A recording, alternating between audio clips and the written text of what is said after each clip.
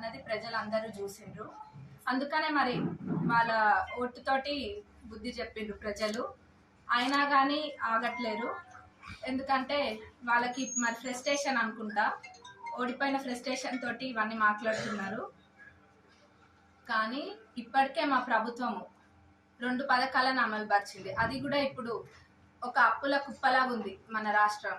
అయినా కానీ వెనకడుగేయకుండా మా పెద్దలు ఒక 2 ప్రవేశపెట్టింది ఇప్పటికే. మరి రాబోయే రోజులలో ఆ మిగతా గ్యారెంటీలు కూడా తప్పకుండా ప్రతి ఒక్కటి ఎన్ని ఇబ్బందుల్లో ఉన్నా కానీ, ఎంత కష్టం వచ్చినా కానీ మాట ఇచ్చిందంటే కాంగ్రెస్ ప్రభుత్వం తప్పకుండా చేసి తీరుతుంది.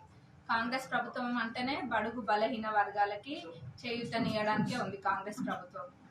మరి ఒకప్పుడు ప్రజలు ఎవరు ఇంత స్వేచ్ఛగా ఉన్నట్టు అనిపించలేదు. ఇప్పుడు ఒక స్వాతంత్రం వచ్చిన విధంగా భావిస్తున్నారు, ముఖ్యంగా ఇక్కడ మా పాలకుర్తిలో అయితే.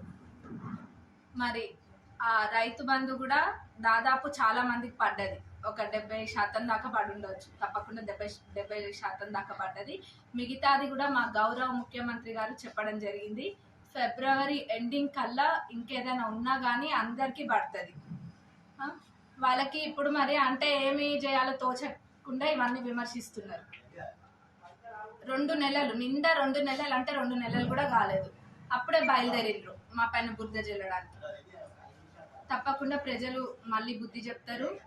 రాబోయే ఎన్నికలలో ప్రజలు చూపిస్తారు. ఇప్పుడు ఏంటంటే వాళ్ళంతే, రాబోయే ఎన్నికలలో మళ్ళీ ప్రజలని మభ్యపెట్టి మళ్ళీ అటువైపు లాగే ప్రయత్నాలలో ఉన్నారు తప్ప ఇంకేదో మంచి చేయాలన్న ఉద్దేశంతో కాదు.